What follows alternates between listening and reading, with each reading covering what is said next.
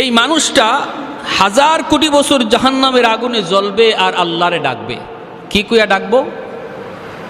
ইয়া হান্নানু ইয়া মান্নান, ইয়া হান্নানু ইয়া মান্নান। 1000 কোটি বছর চলে যাবে, আল্লাহ তার ডাকে জবাব দিবেন না। যেই দিন তার শাস্তির মেয়াদ শেষ হবে ওই দিন আল্লাহ জিব্রাইলকে বলবেন, জিব্রাইল, জাহান্নামের ভিতর থেকে আমি আল্লাহরে কে যেন হান্নানু মান্নানু কয়া ডাকতেছি। জিব্রাইল, তুমি একটু জাহান্নামের ভিতরে যায় দেখো কে আমারে এইভাবে ডাকে। জিব্রাইল আমিন জাহান্নামের ভিতরে আয়া ঢুকবেন। ডাইনে বামে সামনে পিছনে চতুর্দিকে তিনি তাকাবেন, মানুষ তিনি দেখবেন না, শুধু একটা আওয়াজ শোনা যায়, আওয়াজ।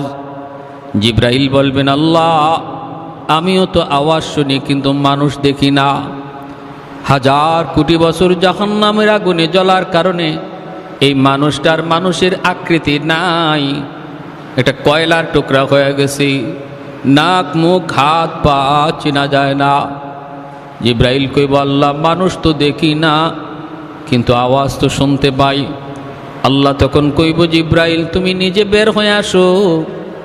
জিব্রাইল আমিন জাহান্নাম থেকে বের হয়ে আসার পর আল্লাহ পাক তার নিজের কুদরতি হাত জাহান্নামের ভিতরে ঢুকাইয়া দিবেন।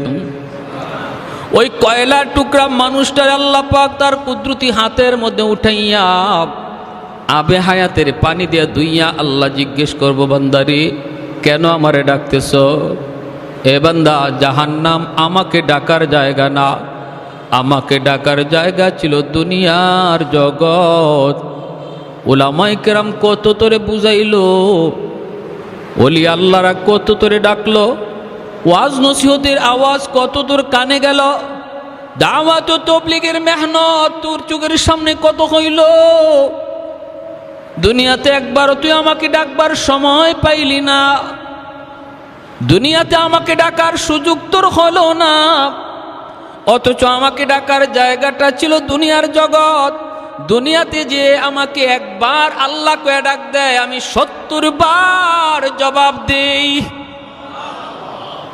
70,000 বছর একটা মানুষ মূর্তির সামনে বসে বসে শুধু ইয়া সনামু ইয়া সনামু ইয়া সনামু করছে, ও মূর্তি করছে, একদিনও মূর্তি জবাব দেয় না। হাদিস শরীফ আল্লাহর নবী বলেন, একদিন তার মুখ থেকে বের হয়েছে ইয়া সমাদু, ভুলে বের হয়েছে সমাদ, বলতে চেয়েছিল সনাম। সনাম শব্দের অর্থ হলো মূর্তি, আর সমাদ হলো আমার আল্লাহর একটা গুণবাচক নাম। পবিত্র কোরআনের ভিতরে আল্লাহর এই সমাদ নামটা শুধু এক জায়গার মধ্যে এসেছে। 30 পারা কোরআনের মধ্যে সমাদ নাম শুধু এক জায়গায় এসেছে, আর সেই জায়গাটা হলো কুল হুয়াল্লাহ সূরা, সূরা ইখলাস। কুল হুয়াল্লাহু আহাদ আল্লাহুস সামাদ লাম ইয়ালিদ ওয়া লাম ইউলাদ ওয়া লাম ইয়াকুল লাহু কুফুয়ান আহাদ। সামাদ শব্দের অর্থ হলো যার কাছে সবাই চায় কিন্তু তিনি কারো কাছে চাইতে হয় না। এত সুন্দর আমার আল্লাহর একটা সিফাতি নাম সামাদ, যার কাছে সবাই চায় কিন্তু তিনি তারও কারো কাছে চান না। 30 পারা কোরআনের মধ্যে সামাদ কয় জায়গা আসছে বলেন? কয় জায়গায়? সেটা কোন জায়গা? সূরা ইখলাস। যেই মাত্র কয় ইয়া সমাদু, ভুলে মুখ থেকে বের হয়েছে, ইচ্ছাকৃত না। আল্লাহর নবী বলেন, যেই কয় ইয়া সমাদু, সাথে সাথে আল্লাহ তার ডাকে জবাব দিয়া দিছেন। আল্লাহ বলে, লাব্বাইক ইয়া আবদি লিমা দাউতানি। আল্লাহ পাক তখন বলতেছে, বান্দা কেন আমারে ডাক দিছো? এই যে আমি আল্লাহ হাজির। মায়ার নবী বলে, লোকটার সাথে সাথে সেজদায় পড়ে গেল, তওবা শুরু করলো, চোখের পানি ধরে কাঁদতে লাগলো, আর বলতেছে, মালিক 70 বছর যাবত আমি আমার দেবতারে ডাকলাম, একদিনও দেবতায় জবাব দিল না। আজকে ভুলে তোমার নামটা বলছি, তুমি জবাব দিয়ে দিছ। এজন্য আল্লাহ হাসরের মাঠে জাহান্নামী ওই মানুষটারে বলবে, বান্দা দুনিয়াতে আমারে একবার ডাকলে তোর ডাকে 70 বার আমি জবাব দেই। জবাব যে দেই তুমি এটা দুনিয়াতে যদি নাও শোনো, হাসরের মাঠে মানুষ যখন আমল নামা দেখবে, তখন অনেক আমল দেখবে যে আমলটা সে নিজে করে নাই, বলবে আল্লাহ আমি তো এই আমলটা করি নাই, এটা কেমনে আইলো? আল্লাহ কইব বান্দা তুমি আমারে অমুক সময় ডাক দিছিলা, অমুকটা তুমি চাইছিলা, দুনিয়াতে তুমি যা চাইছো আমি তোমারে তা দেই নাই, আমারে ডাক দিয়া তুমি যা চাইছো তোমারে তা দেই নাই, তুমি মনে করছো তোমার ডাক আমি শুনি নাই, কিন্তু না বান্দা, তোমার প্রত্যেকটা ডাক আমি শুনছি, আর প্রতিটা ডাকের বদলা আমল নামায় আমল যোগ করে দিছি।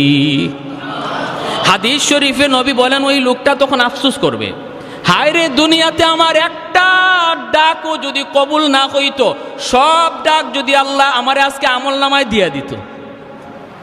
আমরা আজকে যেমন দুনিয়াতে নগদ চাই, নগদ নগদ, দুনিয়ার কোনো কিছু চাই, দুনিয়ার ধন দৌলত চাই, সন্তান চাই, যাই চাই, যদি আমরা না পাই মনে করি আল্লাহ আমার ডাক শুনলো না, কিন্তু হাসরের মাঠে আমল নামায় অতিরিক্ত নেকি দেখার পর কইব হায় দুনিয়াতে আমার একটা দোয়াও যদি কবুল না হইতো, সব দোয়া যদি আল্লাহ আজকে হাসরের মাঠে আমল নামায় দিয়া দিত, কত ভালো হইতো, কত উত্তম হইতো। আফসোস করবে, আফসোস।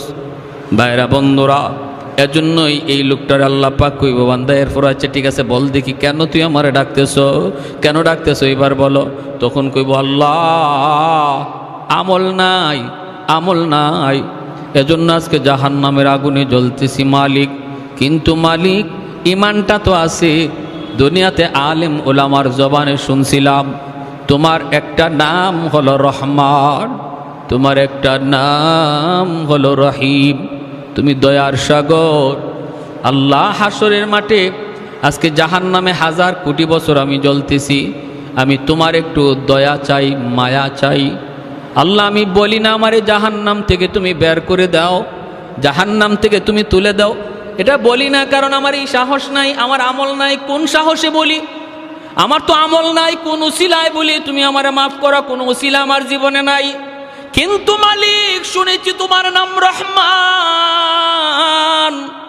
তোমার নাম রহিম, ওই রহমান নামের খাতিরে জাহান্নামের নিচ থেকে উপরে উঠাইয়া একটু দরজার পাশে যদি রেখে দিতা, তুমি তো রহমান, তুমি তো রহিম।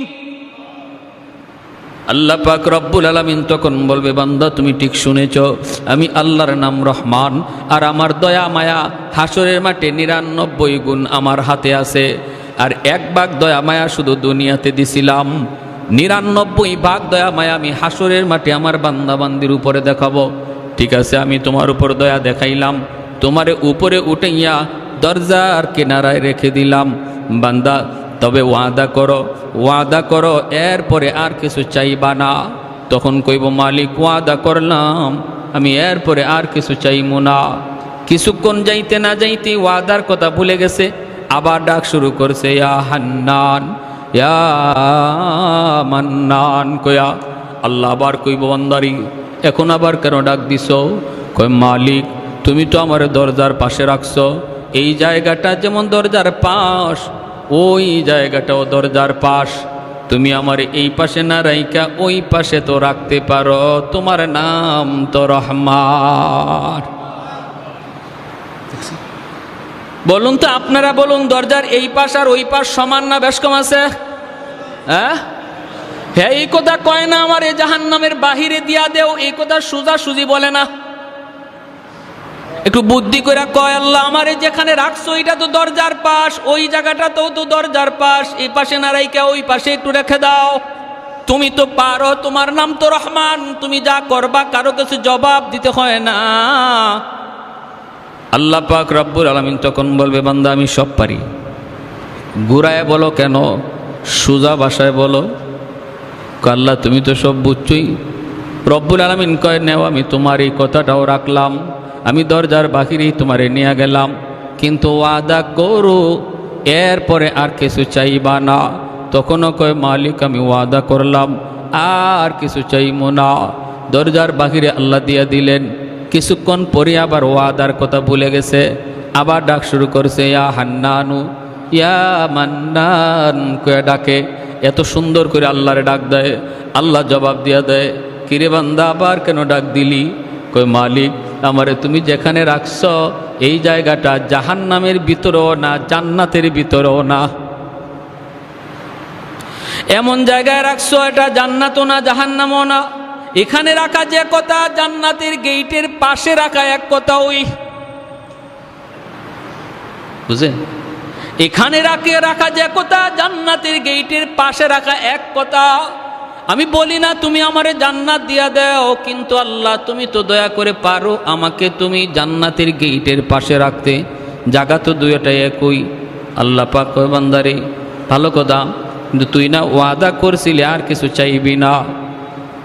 কয় আল্লাহ তুমি তো রহমান, তুমি তো রহিম, আমি তোমার দয়ার কাঙ্গাল, আমি তোমার মায়ার কাঙ্গাল। আল্লাহর নবী বলে এই কথাগুলা কয়ে কয়ে আল্লাহর কুদরতি কলিজা নরম করে ফেলে। সুবহানাল্লাহ জোরে খান। এই কথাগুলা কয়ে কয়ে আমার মালিকের কুদরতি দিল নরম করে ফেলে। রব্বুল আলামিন তখন বলে বান্দা ঠিক আছে বুঝলাম, তোরে জান্নাতের গেটের পাশেই নিয়ে রাখলাম, তবে ওয়াদা কর এরপরে আর কিছু চাইবি না। কয় না গো মালিক, আর কি চাওয়ার আছে? আমি তো জান্নাত দিয়া দেব এই কথা বলতে পারি না, আমাকে তুমি যদি দরজার পাশে রাখো এটাই আমার জন্য যথেষ্ট। রব্বুল আলামিন দয়া করে তারে জান্নাতের গেট পর্যন্ত রেখে দিবে। কিছুক্ষণ শুধু যাবে, ওয়াদার কথা ভুলে যাবে, আবার ডাক শুরু করছে ইয়া হান্নানু ইয়া মান্নান। কত সুন্দর আমার আল্লাহ পাকের নাম। সবাই বলেন আপনারা ইয়া হান্নানু ইয়া মান্নান, ইয়া হান্নানু ইয়া মান্নান। আল্লাহ পাক আবার জবাব দিয়া কইব বান্দা আবার কেন ডাক দিলি, আবার কেন ডাক দিলি? তখন কইব মালিক, ও মালিক কি হইছে? আল্লাহ পাকও একটা ঘটনা ঘটায় দিছে। আল্লাহ পাক রব্বুল আলামিন সে জান্নাতের গেটের পাশে যাইয়া জান্নাতের ভিতরের দৃশ্য দেখার জন্য খালি উকি ঝুঁকি দিতেছে, ছিদ্র তালাশ করে। জান্নাতের ভিতরে আল্লাহ কি রাখছে একটু দেখতে তার মন চায়। ওই অবস্থায় আল্লাহ জান্নাতি বাতাস ছেড়ে দিছে। এই বাতাসের দরজাটা এক পলকের জন্য শুধু খুলছে, তার নজরটাও এক পলক শুধু জান্নাতের ভিতরে ঢুকছে, সাথে সাথে আবার দরজা লেগে গেছে। জান্নাতের আরামায়েশের দৃশ্য এক পলক দেখার পরেই সে আবারও আল্লাহকে ডাক শুরু করছে ইয়া হান্নান ইয়া মান্নান কয়া। রব্বুল আলামিন তখন কয় বান্দা আবার কি হইছে? আল্লাহ তুমি আমারে কি দেখাইছো? এতদিন দেখি নাই, ভালোই ছিলাম, দেখে তো আমি পাগল হয়ে গেছি। সুবহানাল্লাহ জোরে আ'দাতুল ইবাদিয়াস সালিহিন মা লা আইনুন রাআত ওয়ালা উযুনুন সামিআত ওয়ালা খাতারা আলা কলবি বাশার। আল্লাহ পাক রব্বুল আলামিন হাদিসে কুদসিতে আল্লাহ বলে জান্নাতের ভিতরে এত আরাম আয়েশের ব্যবস্থা আমি আল্লাহ রেখে দিয়েছি, তোমাদের চোখ কোনোদিন এত আরাম আয়েশ দেখে নাই, তোমাদের কান কোনোদিন এত আরাম আয়েশের কথা শুনেও নাই, অন্তর কোনোদিন কল্পনাও করে নাই।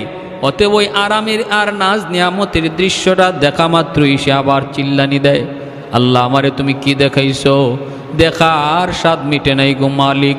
ও মালিক একটা আবদার জানাই, শুধু আল্লাহ বলে কি বল? আমারে জান্নাত দিয়া দেও এই কথা আমি বলি না, কারণ আমার আমল নাই, আমল নাই। কেমন করে বলি আমারে জান্নাত দিয়া দাও, কিন্তু আল্লাহ আমার যা দেখাইছো দেখার স্বাদ মিটে নাই, আমার একটু ভালো করে দেখার সুযোগ দিবানি, এরপরে আমি বের হয়ে আসব। আমাকে একটু দেখবার সুযোগ তুমি দিবানি, আমি শুধু জান্নাতের ভিতরে ঢুকবো আর দেখেই তাড়াতাড়ি বের হয়ে আসব। আল্লাহ পাক কয় বান্দা এবার তুই একটু নিজে কত দেখি কয়বার ওয়াদা করছো আর কয়বার ওয়াদা তুমি ভাঙছো? তখনও কয় আল্লাহ আমি তোমার দয়ার কাঙ্গাল, মায়ার কাঙ্গাল। আল্লাহ পাক কয় ঠিক আছে তোরে এই সুযোগটাও আমি দিব রে বান্দা, তবে বল দেখি যে কথার উপরে তুমি ওয়াদা করছো দেখবা আর বের হয়ে আসবা, থাকবা না, এই কথায় এখনো আসনি, ওয়াদা ঠিক আছে নি? বের হয়ে আসবা, দেরি করবা না, এই ওয়াদাটা অন্তত ঠিক রাখবা নি, এটা বলো।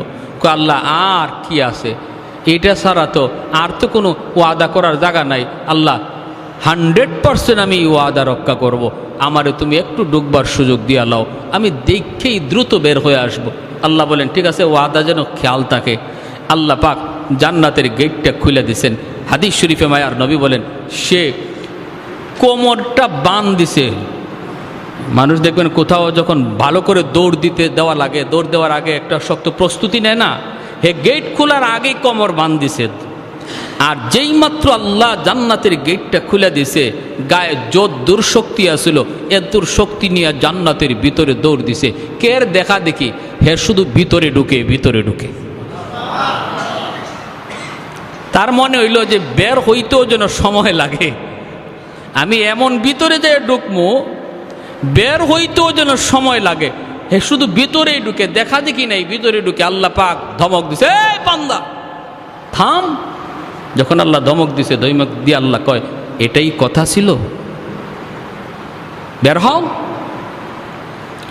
তখন কি কয় শুনবেন? তখন বলতেছে, আল্লাহ আমারে তুমি বাইর করে দিবা, আমারে তুমি বের করে দিবা। আল্লাহ বলে, আমি বের করে দিব মানে? বের হইয়া আসবা, এটাই তো তোমার ওয়াদা। কয় ওয়াদা ঠিক আছে, কিন্তু তোমারও কিন্তু ওয়াদা আছে। আল্লাহরে কয়, আল্লাহ পাক আমার ওয়াদা মানে? বলে হ, তোমারও একটা ওয়াদা আছে। আল্লাহ তুমি কি তোমার ওয়াদা ভঙ্গ করবা? আল্লাহ পাক বলে, আমি কখন ওয়াদা করলাম? এতক্ষণ পর্যন্ত শুধু ওয়াদা করলি তুই, আর ওয়াদা ভাঙলিও তুই। ওয়াদা করলাম কখন, ভাঙবো তো দূরের কথা। কয় কি শুনবেন? কয় আমার সাথে ওয়াদা করো নাই, কিন্তু কোরআনের মাধ্যমে তুমি ওয়াদা করেছো, আলেমদের জবানে শুনেছি, যারে তুমি একবার জান্নাতের ভিতরে ঢুকাইবা আর বের করবা না। আর একটু আস্তে কোন সুবহানাল্লাহ, আর একটু জোরে সুবহানাল্লাহ। ও মালিক, এটা কি তোমার ওয়াদা না? জান্নাতের ভিতরে একবার যারে ঢুকাইবা আর বের করবা না। জাহান্নামীরে তুমি জান্নাতে দিবা, কিন্তু কোন জান্নাতীরে জান্নাত থেকে বের করে আর জাহান্নামে দিবা না, এটা তোমার ওয়াদা নি? কও। আল্লাহ পাক কই, আমার এই ওয়াদার খবর তুই জানলে কেমনে? কয় মালিক, ওয়াজে গিয়া না বসলেও কানটা খাড়া রাখছিলাম, হুজুরে কি কয় এই কথাটা মনে আছে। আল্লাহ কই, বান্দা যা শুনছো ঠিক শুনছো, এটা আমার ওয়াদা। আমি আল্লাহ যারে একবার জান্নাত দিয়ে দে আর জান্নাত থেকে বের করি না। কয় তাহলে আমি তো ঢুকে পড়ছি, বুদ্ধি কইরা হোক আর চালাকি কইরা হোক, আমি তো কোনো এক সুরতে জান্নাতে ঢুকে পড়ছি, এখন তুমি আমারে বের করে দিলে তোমার ওয়াদা ভাঙ্গা হয়? আল্লাহর নবী, রহমতের নবী বলেনি, তার এই কথাটা শুইনা আল্লাহ পাক একটা কুদরতি হাসি দিছে। আল্লাহ পাক কুদরতি হাসি দিয়া কয়, বান্দা চালাকিটা তো কম করলি না, বুদ্ধিটা তো কম করলি না, বুদ্ধিটা কম করলি না। আর তার এই কথা শুইনা আমার নবী, রহমতের নবীও হাসছেন, সাহাবীরাও এই জায়গায় এসে হাসছেন। আপনারা যেমন এই তার কথাটা শুইনা মুস্কি হাসছেন, নবীও হাসছেন, সাহাবীরাও হাসছেন। সাহাবীরা জিগায়, নবী গো আপনি হাসলেন কেন? আল্লাহ নবী কয়, হাসমু না, জিব্রাইল যখন আমার এই ঘটনা শোনায় আমি দেখি জিব্রাইলও হাসতেছে। আমি জিব্রাইলকে বললাম, জিব্রাইল তুমি হাসো কেন? কই জিব্রাইল কই, মগনবীজি আমি কি বলবো, আল্লাহ নিজেই হাসছে। আমার কথা কি বলবো, আল্লাহ নিজেই তো হাসি দিচ্ছে। এজন্য ইসলামে কান্নার সাথে হাসিও আছে, এই হাসিটাও ইবাদত যদি শরীয়তের ভিতরে হয়, ঠিক কিনা? ইসলামী বিনোদনটা ইবাদত যদি সেটা শরীয়তের ভিতরে হয়। ভাইরা বন্ধুরা, আমার নবী নিজেও বিনোদন করেছেন। ফাঁকিতে একটা ঘটনা বলি, মনোযোগ আছে আপনাদের? চলবে কিছু কথা, চলবে? আল্লাহ নবী একদিন সাহাবায়ে কেরাম নিয়ে খেজুর খাইতে বসছেন। নবীর একটা হাসির কথা শোনাই। আল্লাহর নবী খেজুর খাইতে বসছেন, মাঝখানে খেজুরের স্তূপ, গোল হয়ে বসছেন সাহাবায়ে কেরাম। মায়ার নবীও বসছেন, নবীর পাশেই বসছেন নবীজির জামাতা, মেয়ের জামাই হযরত আলী রাদিয়াল্লাহু তাআলা আনহু। নবীর কোন মেয়ের জামাই? খাতুনে জান্নাত ফাতেমা রাদিয়াল্লাহু তাআলা আনহার স্বামী হযরত আলী, ইনি আল্লাহ নবীর পাশে বসছেন। তাহলে বোঝা গেল শ্বশুর জামাই পাশাপাশি বসা যায় তো? আপনাদের এলাকায় আছে না? শরম লজ্জা, এটা কোনো শরমের বিষয় নয়। শরম হলো শালীর পাশে বসা। এখানে ভেজাল বাড়ে, ঠিক কিনা? এটা হারাম। শ্বশুরের পাশে বসা এটা কোনো শরমের বিষয় নয়। নবী পাশে বসাইছেন, শ্বশুর জামাই পাশাপাশি বসা। এবার শুনেন, সবাই খেজুর খাইতেছেন, মাঝখান থেকে একটা একটা করে খেজুর নিয়ে খাইতেছেন। নবী বলতেছেন খেজুর খাওয়ার, খেজুরের বিচি যার যার সামনে রাখো। আর আমি কিছু নসিহত করি, মাসালা বলি, মাসালাটা মনোযোগ দিয়ে শোনো। সাহাবায়ে কেরাম খেজুর খাইতেছেন, নবী দ্বীনের আলোচনা করেন। আল্লাহ নবীর আলোচনা শুই না, তারা তো আলোচনা শোনার দিকে মন দিয়ে দিছেন আর খেজুর খাইতেছেন, আলোচনা শুনতেছেন। আলোচনা শেষ, খেজুর খাওয়াও শেষ। এইবার নবী বলেন, আমি তো দ্বীনের আলোচনা করলাম, দেখলাম না কে কি পরিমাণ খাইলো। এখন তো একটু বোঝা দরকার কে কি পরিমাণ খেজুর খাইছি, কে কি পরিমাণ খেজুর খাইলো একটু বোঝা দরকার। সাহাবায়ে কেরাম বলে, নবী গো কেমনে বুঝবো? খেজুর তো পেটে চলে গেছে, বুঝবো কেমনে কে বেশি খাইছে কে কম খাইছে? নবী বলে, না না, খেজুরের বিচি দেখলেই বোঝা যাবে, বিচি দেখলেই। এদিকে ঘটনা ঘটছে কি, সবাই খেজুর খাইয়া যার যার সামনে বিচি রাখে, আর আল্লাহ নবী খেজুর খাইয়া বিচি নিজের কাছে না রাখিয়া জামাইয়ের কাছে রাখতেছেন। পাশে কে বইছে? নবী খেজুর খাইতেছেন ঠিক, কিন্তু বিচি নিজের কাছে না জামাইয়ের কাছে? নবী বলে, খেজুরের বিচি দেখলে বোঝা যাবে কে কি পরিমাণ খেজুর খাইছে। কিছু মানুষ আছে এমন, দেখবেন খাওয়ার তালে পইরা খানা খাইলে পরে সে কথা কইলে খানা খাইতে পারে না। আবার কিছু মানুষ আছে তুমি কথা যাই কৌহের খানা আটকে না, ঠিক না? তুমি গল্প করো আর যাই করো তার খানা কিন্তু ঠিক আছে, মেশিন ঠিক আছে। আর কিছু মানুষ আছে কথা বললে খানা বন্ধই রাখে, পারে না। আল্লাহ নবী বলে, তাহলে এখন তো কথা চলছিল, এবার বোঝা দরকার কে কি পরিমাণ খাইল। সাহাবীরা কয়, নবী গো কেমনে? নবী কয়, বিচি দেই কা। সব সাহাবী যার যার সামনের দিকে তাকায়া বিচি দেখতেছেন। না না, বিচি যার যার ঠিকই আছে, মিল মতো আছে। একজনে আরেকজনের দিকে তাকায়া যেই মাত্র হযরত আলী রাদিয়াল্লাহু তাআলা আনহুর দিকে সবাই নজর দিছেন, দেখেন ইন্না লিল্লাহ, আলীর সামনে ডাবল বিচির স্তূপ জমা হয়ে আছে, বিশাল স্তূপ। সাহাবায়ে কেরাম একজন আরেকজনের দিকে তাকায়, চোখ বড় বড় করে, কিরে আলী যে এত বড় খাদক, এটা তোমরা আগে জানি না? সে তো আমাদেরকে কথার তালে ফালাই আসে, তার খাওয়ান ঠিক রাখছে। আলী তো বহুত বড় খাদক। আল্লাহ নবী ইচ্ছা করে শরমটা দিছেন জামাইরে। হযরত আলী নিজের সামনের দিকে তাকায়া বেকুফ হয়ে গেছেন, একদম বেকুফ। হযরত আলী ভাবতেছেন, ইন্না লিল্লাহ, আমি তো এত খেজুর খাই নাই। আর সাহাবীরা মনে করতেছে, বুঝছি আলী আমরা খাইছি কথার ফাঁকে ফাঁকে একটা কইরা, আর হে দুইটা কইরা মারছে, নাইলে তো বিচি এত হওয়ার কথা না। হযরত আলী ভাবতেছেন যে আমি তো এত খেজুর খাইলাম না, বিচি আসলো কোত্থেকে এত? আর সব সাহাবী বড় বড় চোখে হযরত আলীর দিকে তাকাইতেছেন। হযরত আলী তো শরমে পড়ে গেছেন, লজ্জায় পড়ে গেছেন। এখন হযরত আলী বিষয়টা বুঝার জন্য চোখটা খালি নজর দিয়ে দেখেন শ্বশুরের সামনে বিচি একটাও নাই, মানে মায়ার নবীর সামনে বিচি। এইবার আলী তো বুদ্ধিমান, নবী কয়, আনা মাদিনাতুল ইলমি ওয়া আলিয়ুন বাবুহা, আমি ইলমের শহর আর আমার আলী হলো ওই শহরের দরওয়াজা। আলী কি কম চালাক? আলী তো বুঝছেন, আচ্ছা আমার শ্বশুর তো এখানে আমার একটা শরম দেওয়ার বাউ করছেন, ঠিক না? আমার একটা লজ্জায় ফালাইছেন, ইচ্ছাকৃত। বাঁচবেন কেমনে? হযরত আলী বলেন, ইয়া রাসূলুল্লাহ, আমার একটা কথা আছে। কি কথা? কথা হলো বিচি দেখে বোঝা যাবে কে কি পরিমাণ খাদক, কথা ঠিক। কিন্তু আমার কথা হলো, যে খেজুরের সাথে বিচি সহ খাইছে সে কত বড় খাদক। যার সামনে খেজুর খাইছে অথচ বিচি নাই, তাহলে বোঝা গেল ইনি বিচি সহ খাইছেন। ইনি কত বড় কাঁদক। সাহাবায়ে কেরাম সবাই হাসিয়ে দিয়েছেন, হাসিয়ে বলতেছে, ও এখানে তো শ্বশুর জামাই ঠেলাঠেলি চলছে। আল্লাহ রসুল মুস্কি হাসিয়ে বলে, আলী আমি সত্যি বলেছি তুমি এলেমের দরওয়াজা।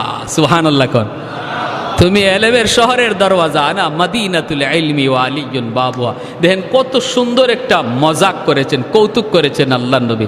ইসলামে এই ধরনের একটু আনন্দ মজাক ইসলামের শরীয়তে বৈধ, শুধু বৈধ না সওয়াব হবে। কিন্তু আমরা যদি এই আনন্দটাকে গুনায় পরিণত করি তখন সেটা আর সওয়াব তো থাকে না, গুনায় পরিণত হয়।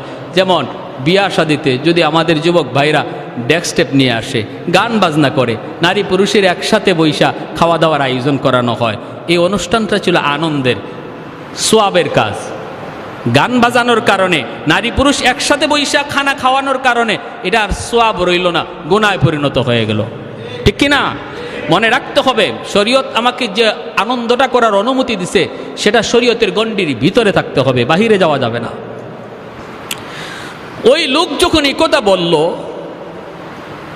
যে আল্লাহ আমারে কি তুমি বের করিয়া দিয়ে তোমার ওয়াদা ভাঙবা?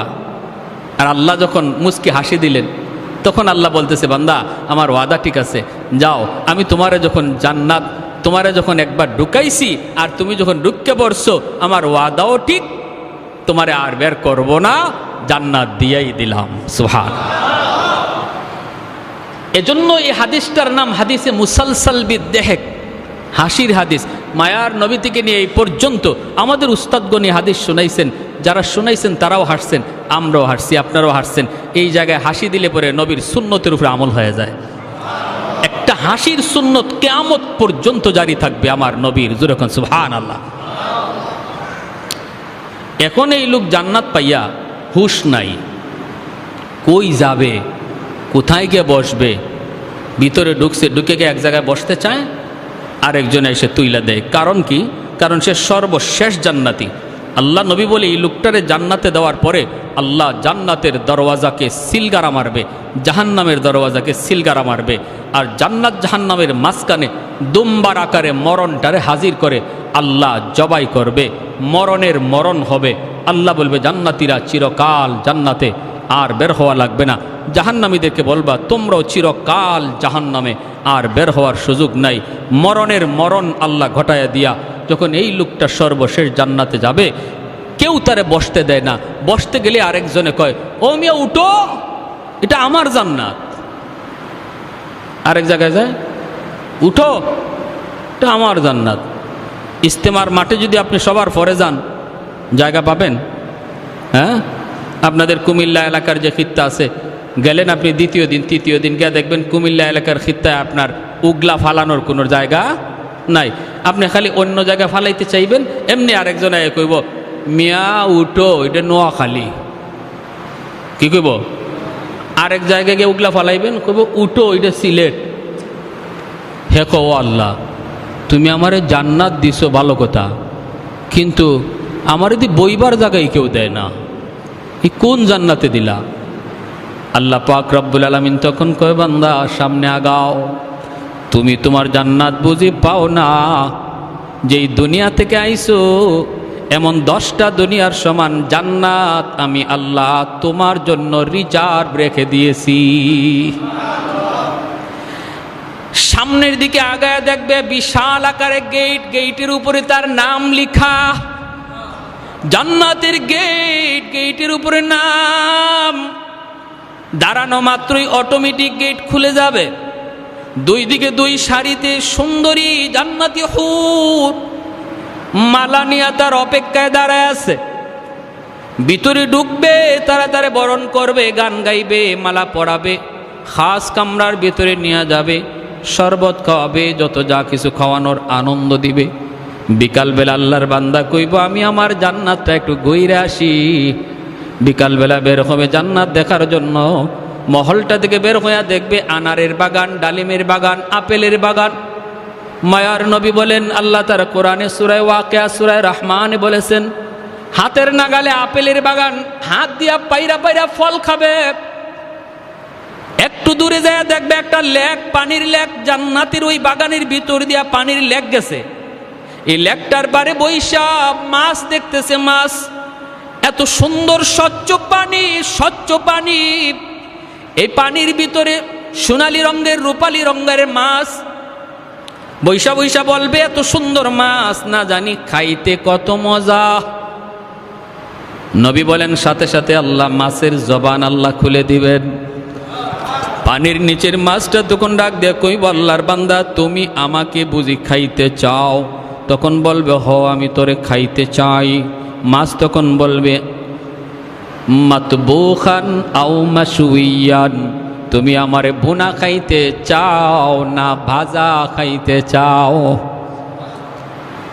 অবাক হয়ে যাবে।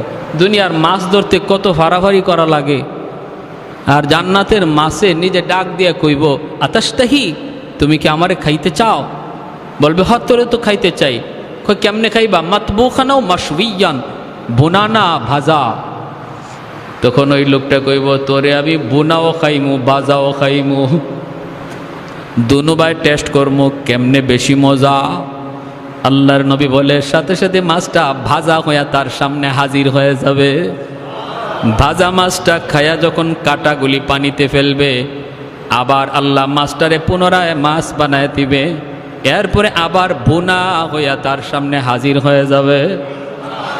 এত মজা, এত মজা, এত মজা। দুনিয়ার মাছও খাইছি, দুনিয়ার ফলও খাইছি, জান্নাতের ফল, জান্নাতের মাছ।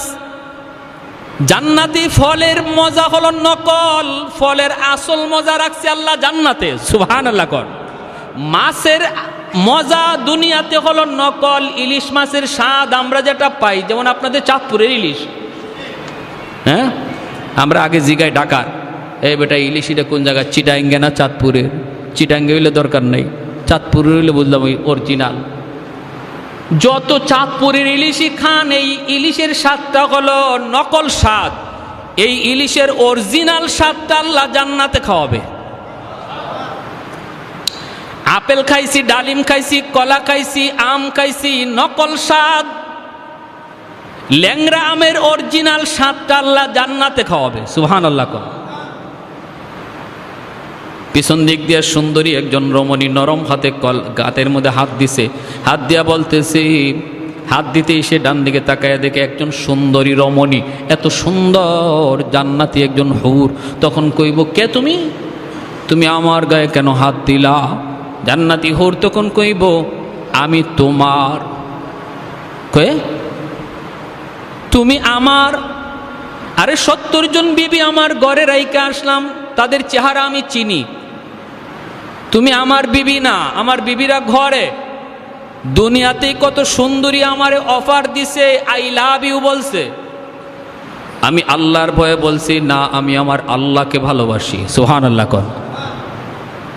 দুনিয়াতে কত সুন্দরী আমাকে বলছে আমি তোমার, কিন্তু আমি বলছি না, আমি আমার আল্লাহর। জান্নাতে আইসে বুঝি তুমি আমারে ধোঁকায় ফেলাইতে চাও, ভাগো। না, লাগবে না, এমন সুন্দরী আমার লাগবে না। তখন এই জান্নাতি হুরটা তখন কইব আল্লাহর বান্দা, তুমি কি আল্লাহর কোরআনের আয়াত পড়ো নাই? বলে কোন আয়াত? ওয়ালাদাইনা মাজিদ।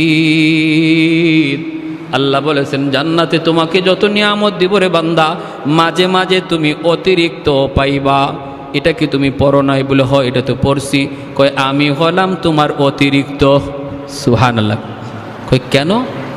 কয় কারণ চিটাগাং কক্সবাজারে গিয়া তুমি আল্লাহর কুদরত দেখিয়া জিকির করেছো, সুবহানাল্লাহর জিকির। টাটকা একজন যুবক, যৌবনের তাড়না পাগলামি তোমার ভিতরে রয়েছে। চোখের সামনেই কত যুবক সুন্দরী নিয়ে এখানে তামাশা করেছে, কিন্তু তুমি আল্লাহর ভয়ে গুনাহ করো নাই, গুনাহ করো নাই। নদীর কিনারায় বসে বসে আল্লাহর তসবিহ জপছো, কুদরত নিয়ে ভাবছো। এজন্য আল্লাহ খুশি হয়ে বলছে আজকে আমার বান্দা যখন জান্নাতে নদীর পারে বসবে, একা রাখা যাবে না, তুমি তারে সঙ্গ দেও। সুবহানাল্লাহ। দুনিয়াতে হারাম কোনো নারীর সঙ্গ তুমি নেও নাই, এজন্য জান্নাতে আল্লাহ তোমারে আমার সঙ্গ দেওয়ার জন্য পাঠাইছে। জোরে কন্যা সুবহানাল্লাহ। এজন্য আল্লাহ পাক বলেছে মান আমিলা সালিহাম মিন যাকারিন আও উনসা ওয়া হুয়া মুমিন ফালানুহইয়ান্নাহু হায়াতান তাইয়্যিবা ওয়া লানাজজিয়ান্নাহুম আজরাহুম বিআহসানি মা কানু ইয়ামালুন। শর্ত হলো দুইটা, পুরস্কারও হলো দুইটা। একটা পুরস্কার দুনিয়াতে নগদ, আরেকটা পুরস্কার আখেরাতে বাকি। আমাদের নগদের উপরে যেমন বিশ্বাস, বাকির উপরও কার কার বিশ্বাস আছে? হাত উঠে একটু আল্লাহরে দেখা। আল্লাহ তুমি প্রতিটা হাতকে কবুল করো। কি করতে হবে? ইমানটা বেজাল্লা ইমান না নির্ভেজাল ইমান? আমলটা বেজাল্লা আমল না নির্ভেজাল আমল? এর জন্য কি নিজে নিজেই নির্ভেজাল চিনবো, না আলেম উলামার কাছে যাওয়া লাগবে? খাঁটি আল্লাহওয়ালাদের কাছে যাওয়া লাগবে, খাঁটি উলামায়ে কেরামের সোহবতে যাওয়া লাগবে। গেলে পরে নির্ভেজাল ইমানও শিখবো, নির্ভেজাল আমলও শিখবো। ঠিক কিনা? নিজে নিজে যদি চিন্তা করি বের করার, কখনো বের হবে না। এজন্য আল্লাহ নবী বলেছেন, আলাইকুম বিমুজালাসাতিল উলামা ওয়া ইস্তিমাই কালামিল হুকামা ফাইন্নাল্লাহ তাআলা ইউহয়িল কলবাল মাইয়িতা বিনূরিল হিকমা কামা ইউহয়িল আরদাল মাইতাতা বিওয়াবিলিল মাতার। নবী বলে, উম্মত শেষ জামানায় নিজে নিজে চলার চেষ্টা করবা, ফিতনায় পড়ে যাবা। কারণ চতুর্দিকে ডাকাত তোমার দিকে ধেয়ে আসতেছে, তোমার ইমান ডাকাতি করার জন্য, আমল ডাকাতি করার জন্য। কেউ তোমার হাদিসের কথা বইলা বলবে আমরা হাদিস লই আইছি, কেউ কইব আমরা কোরআন লই আইছি, কত কিছু লই আইব। কেউ সুরত বানাইবে একদম কামেল, ফিরে কামেল, এমন সুরত নিয়ে আসবে, তুমি ধোঁকায় পড়ে যাবা। অতএব তুমি নিজে নিজে চলার চিন্তা করো না শেষ জমানায়। নবী কয়, আমার হক্কানি উলামায়ে কেরামের সাথে সম্পর্ক রেখে চইল, তাহলে ডাকাত তোমার কাছে আসবে না, ভয় পাবে। কারণ সে দেখবে তোমার সম্পর্ক একজন আল্লাহওয়ালার সাথে। ঠিক কিনা ভাই? জোরে কান। ডাকাত ভয় পাবে তোমার সম্পর্ক আল্লাহওয়ালার সাথে, তোমার সম্পর্ক মসজিদের ইমামের সাথে, তোমার সম্পর্ক মসজিদের মুয়াজ্জিনের সাথে, তোমার সম্পর্ক মাদ্রাসার একজন উস্তাদের সাথে। ডাকাত ভাববে আমি কিছু বললেই জায়গা মতো কয়ে দিব, পৌঁছাই দিব। সে তো আমার এইভাবে কয়, সে কয় আমার নামাজ হয় না, সে কয় আমার এই হয় না, সে কয় আমি আমার এইভাবে কি করলে কি হয় না, হাত বাঁধলে হয় না। কত তামসা সব বলে দিবে আলেমকে, সব বলে দিবে শাইখুল হাদিসকে, সব বলে দিবে মুফতি সাহেবকে। তখন তো মুফতি সাহেব বলবে ওরে ধরে নিয়ে আয়। যদি খালি একজন আলেম কয় যাচ্ছে ওরে নিয়ে আসো, তখনই দেখবেন ওদের পায়জামা গরম হয়ে যায়। ঠিক না? তখন আর দ্বারে কাছে নাই। আপনারে যত বুদ্ধি দিবে, আপনি জবাব না দিয়ে শুধু বলবেন আচ্ছা ঠিক আছে চলো হুজুরের কাছে যাই, চলো একটু মুফতি সাহেবের কাছে যাই, তখনই দেখবেন খুব আমার একটা পেটে কামড় দিছে, আমি বাথরুম সাইডে আসি। ঠিক না? ঠিক না? খুব আমি বাথরুম সাইডে আসি। সাবধান। এজন্য আল্লাহ নবীর কথা মতো আমরা শেষ জামানায় এসেছি, ফিতনার জামানায়, চতুর্মুখী ফিতনা। নিজে নিজে চলবো না খাঁটি আল্লাহওয়ালাদের সহবতে থাকবো? আল্লাহওয়ালাদের সহবতে থাকবো, মসজিদের ইমাম সাহেবের সাথে সুসম্পর্ক রাখবো, মাদ্রাসার উস্তাদদের সাথে সুসম্পর্ক রাখবো। মোট কথা উলামায়ে কেরামের পরামর্শে চলবো, তাহলে মহাদৌলত ইমান আল্লাহ কুদরতিভাবে হেফাজতে রাখবে। আল্লাহ আমাদের সবাইকে কথাগুলো বুঝার এবং এর উপরে আমল করার তৌফিক দান করুন। সবাই বলে আমিন। আরও জোরে বলে আমিন। হুজুর যে কথা বলে গেছেন আওয়াবিন নামাজের কথা, ইশরাক নামাজের কথা, তাহাজ্জুদের কথা, হ্যাঁ, 5 ওয়াক্ত নামাজের সাথে যদি আমরা এগুলা পড়ি, তাহলে এই 2টা পুরস্কারের কথা শোনাইলাম। দুনিয়াতে নগদ পুরস্কারও আল্লাহ দিবে, পরকালের জীবনে আল্লাহ পাক বাকি পুরস্কারটাও দিবে। আমরা 5 ওয়াক্ত নামাজ 5 ওয়াক্ত রেগুলার মসজিদে এসে পড়ব, আর এই যে নফল নামাজগুলির এহতেমাম করব। আল্লাহ সবাইকে তৌফিক দান করুন। সবাই বলে আমিন। নাজিল করো আয় আল্লাহ, আমাদের দেশের উপরে শান্তি নাজিল করো আয় আল্লাহ, সর্বপ্রকারের অশান্তি হিংসা বিদ্বেষ দূর করো আয় আল্লাহ। মাওলায়ে করিম, আখিরি দরখাস্ত আমাদের পক্ষ থেকে লক্ষ্য করে দুরুদ সালাম সোনার মদিনায় পৌঁছায় দাও। আল্লাহ আজকের এই মাহফিলকে কবুল ফরমাও, মঞ্জুর। আল্লাহ এই এলাকার মানুষের জন্য এই মাহফিলকে হেদায়েতের ওসিলা বানাও। ওয়া সাল্লাল্লাহু তাআলা আলা খাইরি খালকিহি মুহাম্মদ ওয়া আলা